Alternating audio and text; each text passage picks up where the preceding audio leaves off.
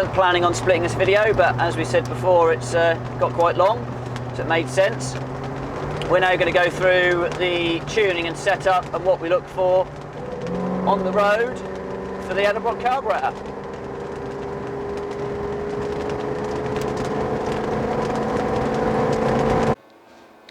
Okay, so we're now ready to do our base mixture settings. We'll worry about out on the road in the section after this, but initially we want to get the base mixtures correct on the two mixture screws here. Both have been turned all the way in, both are now about 1.5 turns out, which should set us rich. And but before we get into that, we just need to look at what we're actually trying to tune for here. So we've got our emissions tester up the exhaust. Because the exhausts are only one bank and they're quite a big bore, we've got the pipe in a very long way, because between each pulse, which is going to be quite a big gap because it's a single bank exhaust on this side, there's no crossover pipe or anything, there's going to be quite a gulp of air between each exhaust pulse. So making sure we get as far down the exhaust as possible is key to getting an accurate result. We're looking for CO and hydrocarbon readings on this, and we want the hydrocarbons to be at the lowest point. If you imagine a graph, and hopefully we'll be able to overlay a kind of graph here, which I'll draw out. COs when you're rich are really high, and as you come down in mixtures, they come down in a nice linear line all the way down to lean. However, hydrocarbons are the shape of a U. So when you're rich, your hydrocarbons are high. As you come down to stoichiometric value, which is on fuel or petrol, 14.7 parts air to 1 part petrol, you come to the bottom of your U. That's your ideal burn ratio for fuel not under load, but we'll go into that in a minute. And then as you go lean, you then start going up the other side of the U. So you're really looking to tune for the bottom of the U. We normally see this on a mild tune to a standard engine being roughly around 2% CO, 2.2 maybe, and 200 to 400 hydrocarbons depending on the condition of the engine, etc. Obviously, if the engine spec's a bit more racy, heads, cam, etc., you could expect a few more hydrocarbons off there, but the CO should still be roughly the same. But it's finding that lowest spot of the hydrocarbons is a really good base setting. If you haven't got the ability to use a CO hydrocarbon meter, and any MOT station has it, they have to, because your car has to pass an emissions test, so they should be able to do a quick setup for you, assuming they know what a carburettor is. I know several MOT testers that I think they know what they look like. There probably is ways of doing this with your airs to get a rough setup. We might have a play in a minute, and if we can find something that works for us in terms of doing it without this machine, we'll tuck that bit onto the end of this video as well, just to try and help you guys out that don't have the machine to take the readings, so you can get something that will at least drive nice on the road before you can get to an emissions tester, etc. So we'll cut here in case I make a mistake now, because I've got to reset that machine that stopped humming, and then we'll get into emissions testing. Okay, onto the tuning then. We want to make sure we've definitely got the air filter on, because that will affect the draw of air and therefore fuel through the carburetor. So making sure that's on and seated. We obviously don't like fingerprints on them, but it's going to be on and off a couple of times right now. Steve, if you wouldn't mind firing up after faffing with the alarm.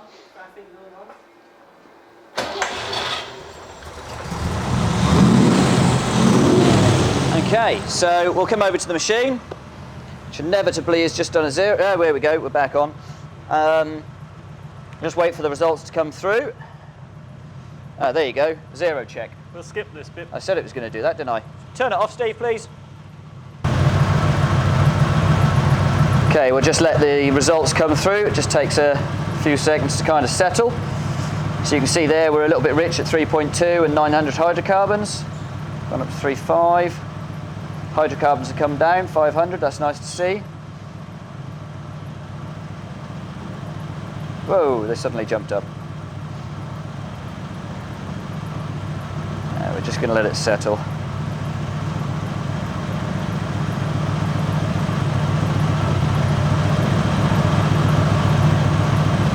Okay, so 3.7 and 400. The hydrocarbon's quite nice there. but we're a little bit rich. Probably an MOT failure there. This is registered as a 1990, which means it needs to be under 3.5% CO and 1200 hydrocarbons. So I'll just turn the engine off, take the air filter off, and we'll go in a little bit on the mixture screws. So we'll probably just go in about 1/8 of a turn, which is quite difficult to judge from the side of the car, but that much. Air filter back on, of course. A few more fingerprints added. Steve, if you wouldn't mind firing it up, please.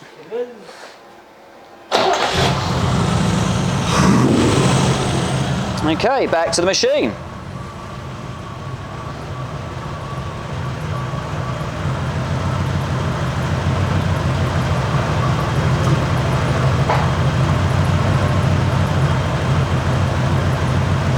Probably worth noting as well that idle speed is going to have an effect on hydrocarbons as well. Slightly higher idle speed would slightly improve the figures there. Slightly lower, it's just going to be processing things, everything a bit slower and not burn quite as efficiently. So yeah, idle speed is worth sort of making sure you're at that steady 800. Okay, as you can see, that's made quite a difference on the COs.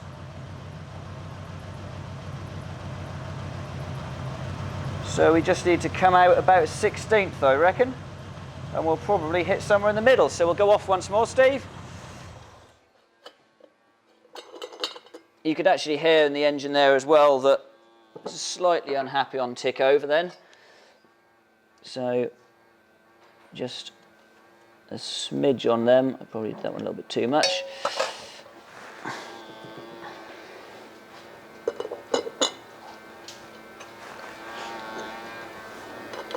Away you go, Steve.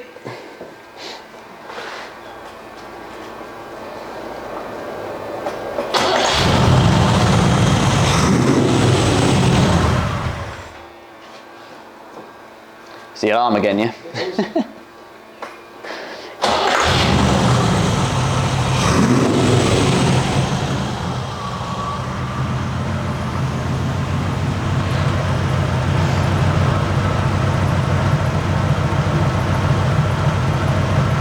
So the high figure there is just where I blipped the engine after I fired it up.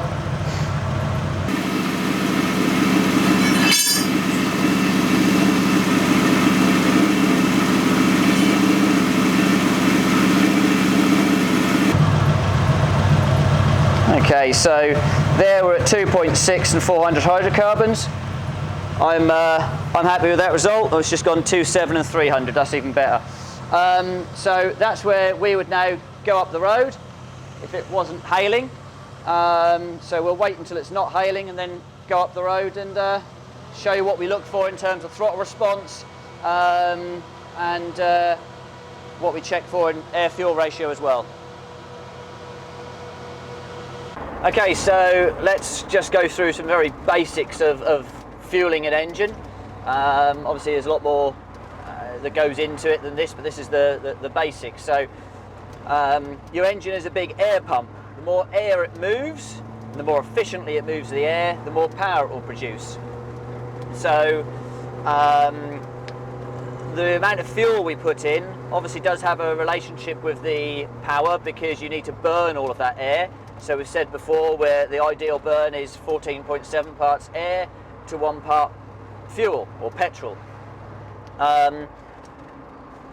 On a cruise, you would typically be looking for that or a little bit more air, so maybe going into the 15s. So you're running a slightly leaner burn for a little bit more efficiency. And on acceleration, you generally look at running richer. So the reason you're looking at running richer on acceleration is for 2 reasons. One is to ensure you burn all the air, because again, it's the air that's making the fuel, not the power, not the fuel making the power. So making sure you've got enough petrol there to burn all of the oxygen is key, so we run a slightly enriched mixture. The other reason we run an enriched mixture is to help cool the combustion chambers. So when you're under higher load, acceleration, you've got maximum airflow because your throttle butterflies are open. You will be generating more heat, and what you do is with the extra fuel you push through on that enriched mixture, we're actually using unburnt fuel to take combustion temperature away and out down the exhaust. So that's why you'd see like a whiter exhaust valve or something on an engine that you'd pulled the heads off of that's been running lean, or spark plugs that are white, because you've got a lot more heat build-up. So running down here, we're just on cruise, we're seeing high 14s, which is absolutely lovely.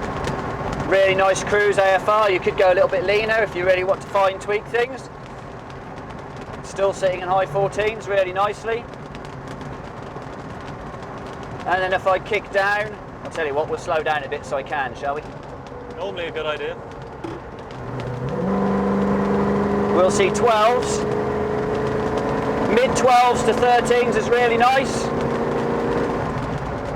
So that's your acceleration enrichment. We normally, you know, everybody's got their own different ideas as to the AFR ratios, where the most power is made. Obviously it's subjective as to how you want your engine to run as well, how fine to the line you want to be.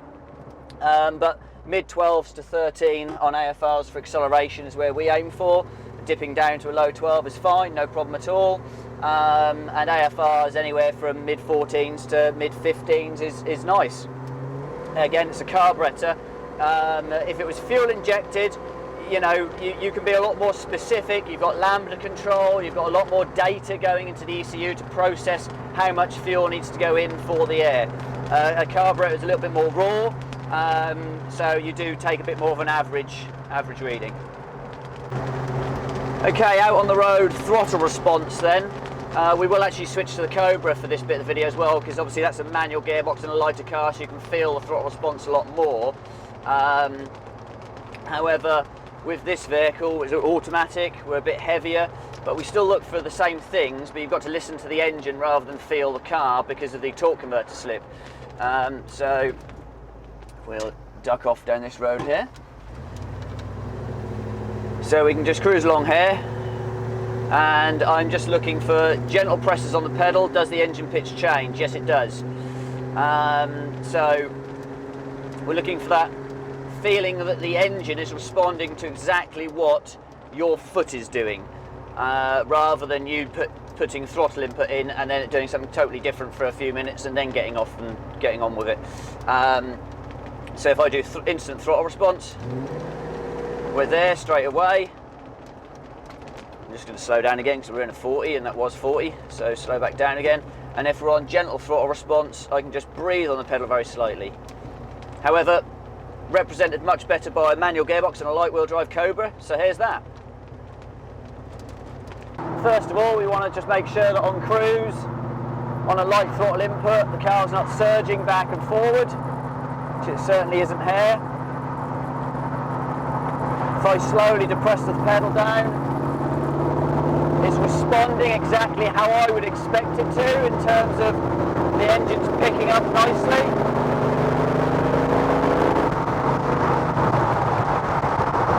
So everything's good there on the nice slow throttle input. We then start looking at fast throttle input at low RPM and high RPM, and that's what the accelerator jet is doing. On your slow input, the accelerator jet is having an effect, but you're more reliant upon the needle and jet settings, whereas on your fast throttle input you're more reliant on obviously the needles raising up correctly as well, but the accelerator pump is what is giving that initial fueling, and the I'm just going to slow down a bit here, there's nothing behind me so I can, and the accelerator, the vacuum advance is then pulling the extra timing in for burning that additional fuel that's been put in. So if we come in here, throttle response is good. Yeah, I would say so, wouldn't you? I would. Yeah. I can keep doing it, you know. So that's sort of at the top end. We drop it down a gear or up a gear, fourth, yeah, and come down the bottom. We're on the throttle. Again, there's no surge. We don't headbutt the dashboard first before we take off. The the engine is just responding to that throttle input with acceleration rather than a lull in power before you actually go anywhere. So if we were getting a lull in power when we were suddenly putting the throttle pedal down quickly, you would look at moving the pump position, or the leverage that the throttle has on the accelerator pump. These are normally supplied out with them in the centre hole, and we leave it at there. That's correct for most four-wheel drive applications. Actually is where we've left this one set as well on this Cobra. On a lot of lighter cars though, we end up actually moving away from the carburettor, so we've got less accelerator pump, reducing the leverage that the throttle has on it. Because you don't actually want as much fuel. You need a little bit, but not as much. In rare instances, we've actually increased that to a fourth hole, just by making a little plate up. But yeah, generally if you're getting a lull in power there, you've not got enough fuel, so you can actually back off on that, go out to the outer hole, and if you then see you are getting that lull in power, then you want to obviously come closer to the carburettor to get more pumping effect.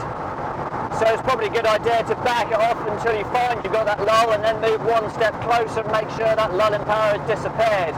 That's probably a reasonable way of tuning it on the road without any diagnostics equipment or anything.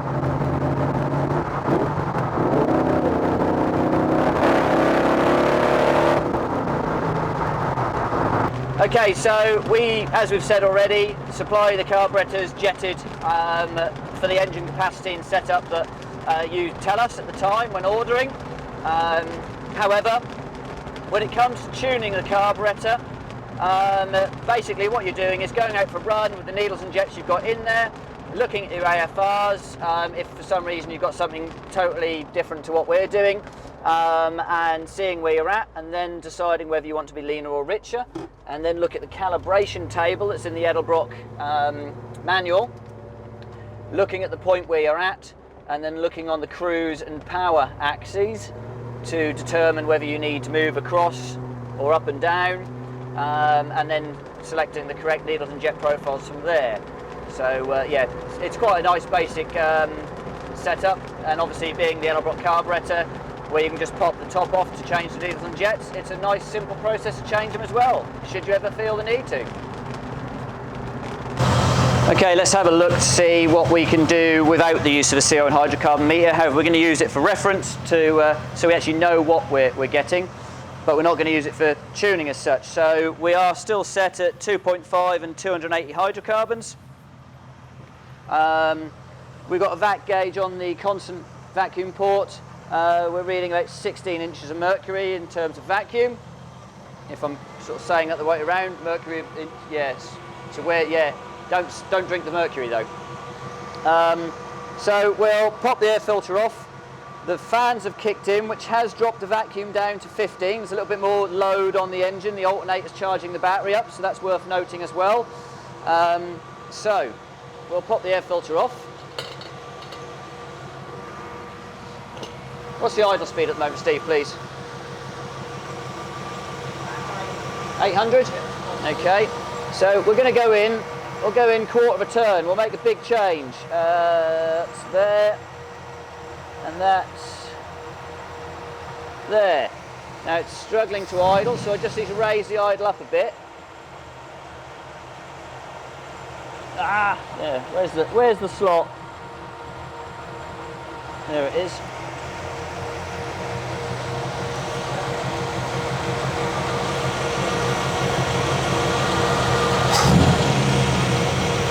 What have we got there? About 800 again? Right. So we'll pop the air filter back on. So we've gone in quarter of a turn on mixture screws. Our vacuum has dropped off very slightly down to 14 or even 13. So there might be something in this, but the fans are still on and we know that gave us a bit of a drop. It'd be nice if the fans kicked off in a second so we can see where the needle settled. The needle's not very stable as well, it's moving around. On the CO and hydrocarbon readings, we're at 0.3 and 600, so we've gone past the lowest point of the U for the hydrocarbons. We've gone back up the other side and we're now very lean. So I will just come back out an eighth and see if there's something in this vacuum gauge that might help us tune this without the use of a CO and hydrocarbon meter. So we'll come out an eighth, just about there, and about there. The idlers rise, so we need to sort that out. Yeah, so we'll just top that down a little.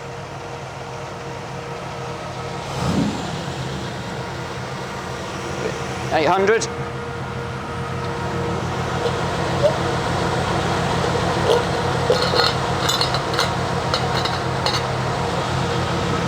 Okay, so we're back to 15 on our vacuum gauge, which is approximately where we were before. The needle is nice and stable.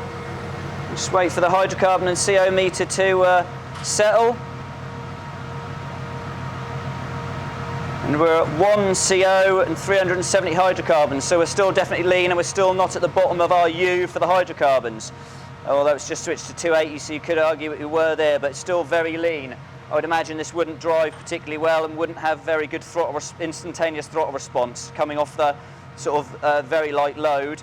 We're going to be far too lean there.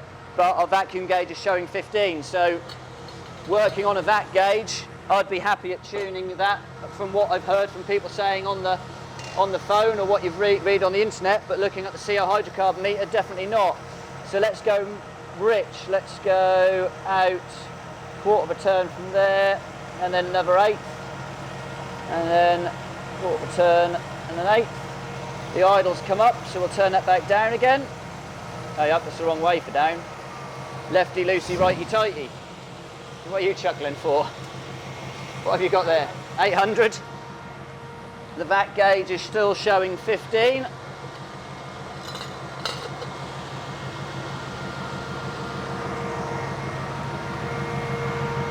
We'll just see where the mixtures settle or sit on the CO hydrocarbon readings. So throughout all of this, we've seen the vac gauge floating around 15. When we were a bit lean, it did drop down to about 13.5, 14. So you would be able to use a vacuum gauge and say that's definitely too lean. But even when it was then at maximum vacuum, it was still too lean.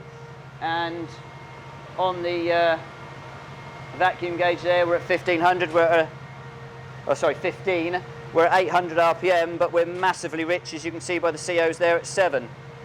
So that's why we don't particularly like tuning by vacuum and an idle reference and listening for an idle to come up or down. You can be massively out in terms of richness or leanness. However, in terms of being able to get the car fired up in your garage before you can get to a CO and hydrocarbon machine, I dare say you could probably use a vacuum gauge and your airs and listen for it, and just turn the mixture screw 1.5 turns out to begin with, slowly move them in until maybe the vacuum starts dropping off. However, how far you then want to go back out from there to get to the correct level is not an exact science using your air and the vacuum gauge, because as we've seen there, even when we're rich, we're still reading 15 inches of mercury in vacuum. But we're massively rich on the CO meter. So that's why we would advise not tuning or the base settings of the carburettor that way. But to get you going, to get you down to garage with a meter, sure, why not? So that concludes this video, part 2B. Hopefully it's answered lots of questions. It's probably generated some more. But in terms of carburetor installs, we feel we've covered as much as we can cover without doing a storyboard and planning a video properly like we are learning we ought to. Hey, Steve? We've said this before, we probably should. Yeah, we should learn from saying it and actually do it, though. So, with that in mind, you can probably get back and edit this now. Maybe.